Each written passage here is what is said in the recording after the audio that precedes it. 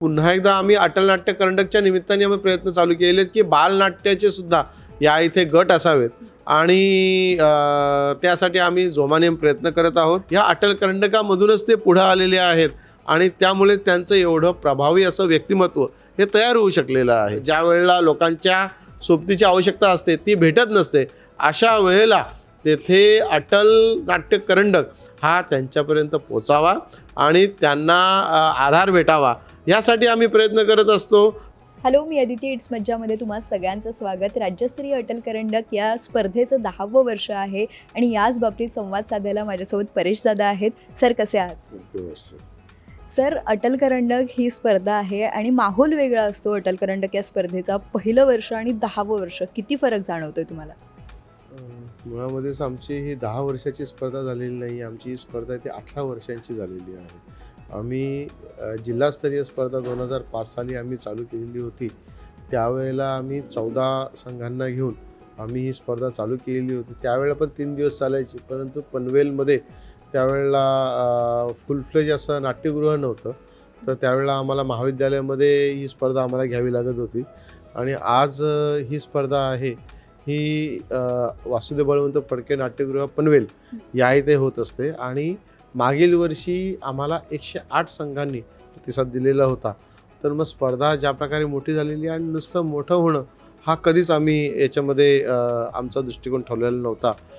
तर आमचे अध्यक्ष माननीय आमदार प्रशांतदादा ठाकूर यांनी नेहमी इथे दर्जा हा चांगलाच असावा आणि जर दर्जा चांगला नसेल तर मग सांगता आपल्याला ही सोंग करायची काही आवश्यकता नाही आहे असं नेहमी सांगता। आमचे वर्षभर विविध कार्यक्रम होत असतात, सर्व कार्यक्रमांना त्यांनी हे निक्षूनच त्यांनी सांगितलेलं आहे आणि त्यामुळे चांगल्या दर्जाने काम करण्यासाठी चाऊकाना ठाकूर महाविद्यालयाचे आमचे प्राचार्य डॉक्टर SK पाटील सर आणि या इथे गणेश जगताप सर असतील, त्यांचे सर्व या इथे त्यांचे सहकारी विद्यार्थी वर्ग हे ज्या प्रकारे काम करत असं खरोखर मला अभिमानाने सांगता येते की हा दर्जा हा आम्हाला टिकवता आलेला आहे आणि त्यामुळे जे नाव हे या इथं वाढलेलं आहे आणि नाटक चित्राबद्दलची आपुलकी ही इतरांमध्ये पण पसरताना म्हणजे मराठी आणि महाराष्ट्रीयन यांच्यामध्ये ती असतेच।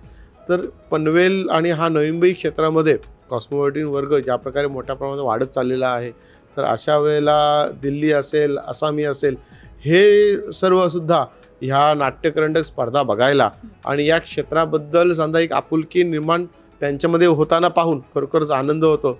माझी मुलं असतील, माझी मुलं दोघंही या इथं कॉन्व्हेंट स्कूलमध्ये जातात आणि ह्या क्षेत्राच्या निमित्ताने त्यांची नाट्य ह्या स्पर्धेच्या निमित्ताने त्यांची नाट्य क्षेत्राशी त्यांचा संबंध येतो आहे आणि नाट्यकलेबद्दल त्यांची आपुलकी वाढताना पाहून नक्कीच मग आमच्या हेतूमध्ये आम्ही यशस्वी होतोय असं मला वाटतं। सर, तुम्ही आता तुमच्या मुलांबद्दल सांगितलं, तर तुमच्या लहानपणी तुम्ही कधी नाटकांमध्ये सहभाग घेतला होता का आणि ही संकल्पना तुम्हाला कशी सुचली? तर मी भाग घेतलेला होता, परंतु अगदीच तो फारच प्राथमिक स्वरूपाचा असा होता आणि परंतु तेव्हा शाळेमध्ये असताना त्यावेळेला मग सांगता ह्या स्पर्धा चालायच्या आणि मग त्याच्यामुळे समजा आपुलकी त्याच्याबद्दल निर्माण झाली आणि नंतरच्या काळामध्ये ती वाढत गेली। आज मात्र ह्या सर्व कॉन्व्हेंट CBSE स्कूल असतात, CBSE स्कूलना यासाठी वेळच भेटत नाही। तर पुन्हा एकदा आम्ही अटल नाट्य करंडकच्या निमित्ताने आम्ही प्रयत्न चालू केलेत की बालनाट्याचे सुद्धा या इथे गट असावेत आणि त्यासाठी आम्ही जोमाने प्रयत्न करत आहोत। अटल नाट्य करंडकतर्फे एक पात्री द्विपात्री अभिनय स्पर्धासुद्धा आम्ही घेत असतो, ज्याद्वारे आम्ही शाळांपर्यंत पोचू आणि शाळांमध्ये सुद्धा अशा प्रकारचे संघ तयार होतील यासाठी आम्ही प्रयत्न करतो आहे।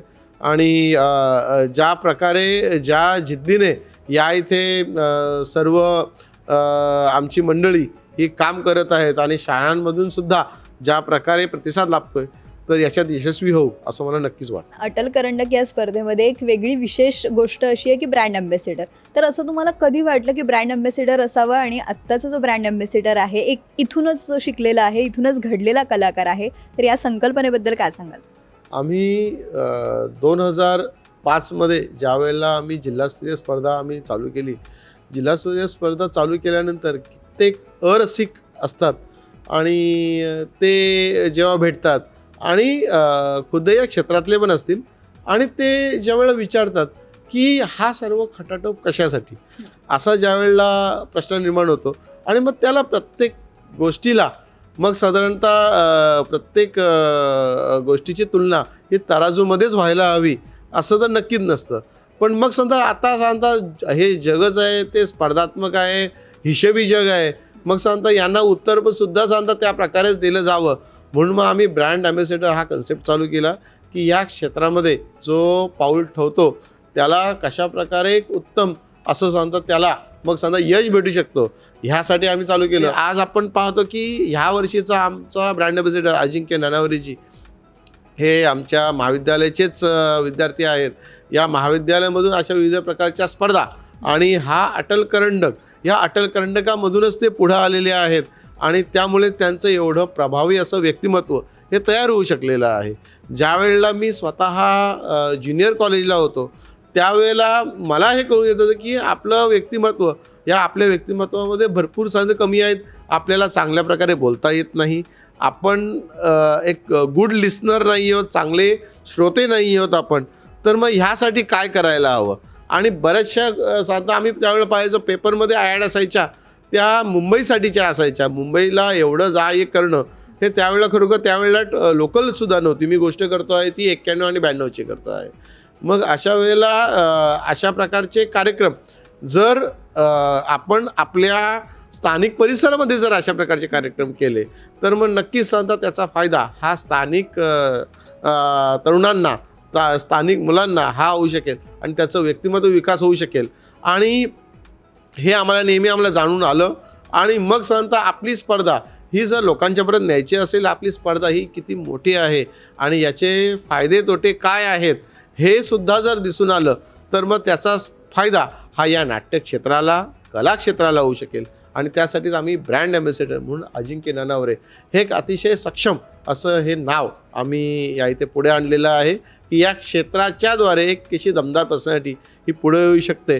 आणि अजिंक्य नानावरेंनी सुद्धा या इथे याला आम्हाला जो होकार दिला त्यामुळे सांगता या इथे ही स्पर्धा ही जास्तीत जास्त लोकांच्यापर्यंत पोहोचू शकेल. नाट्यकला ही सुद्धा सांगता किती मोठी आहे, चित्रपट कलेच्या प्रमाणच ह्या कलेला सुद्धा किती चांगला असा स्कोप आहे हा सुद्धा लोकांच्या समोर आता आम्हाला त्यामुळेच मांडता येतोय असं वाटतंय.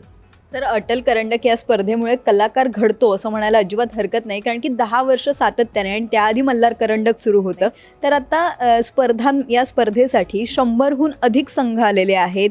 तर मग त्या स्पर्धकांसाठी कशाप्रकारे टीम आयोजन करते आणि किती त्यांची काळजी घेते, काय सांगाल?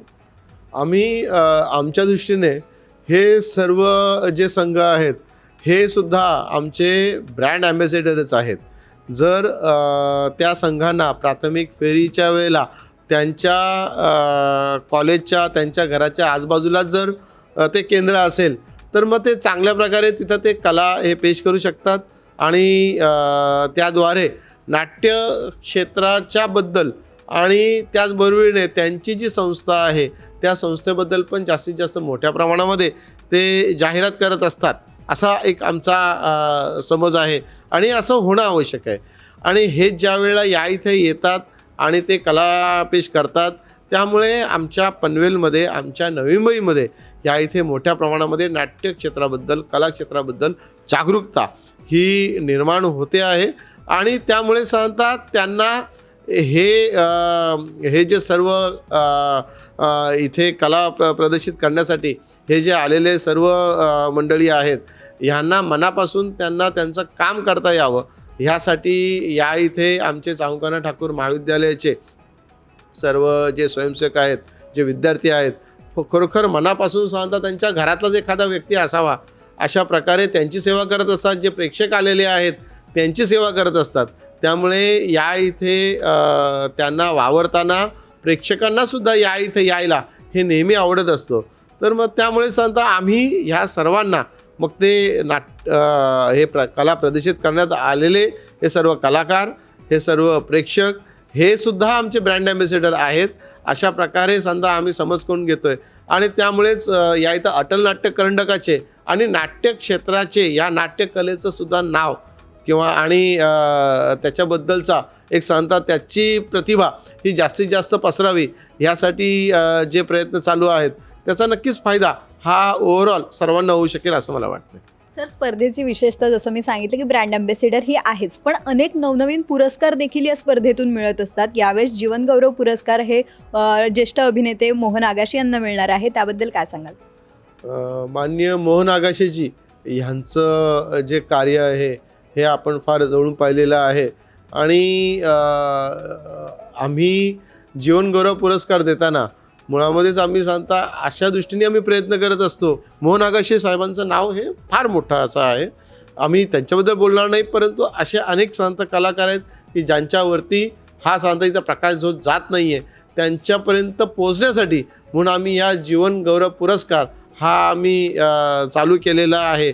पुढील काळामध्ये आम्ही एकाच्याऐवजी जास्त लोकांच्यापर्यंत हा पुरस्कार पोचू शकू आणि एक विशिष्ट वयाच्या नंतर किंवा एक आपल्या जीवनाच्या एक सांगता विशिष्ट अशा बॅड पॅचमध्ये मग सांगता आपल्याला ज्या वेळेला लोकांच्या सोबतीची आवश्यकता असते ती भेटत नसते, अशा वेळेला तेथे अटल नाट्य करंडक हा त्यांच्यापर्यंत पोचावा आणि त्यांना आधार भेटावा यासाठी आम्ही प्रयत्न करत असतो.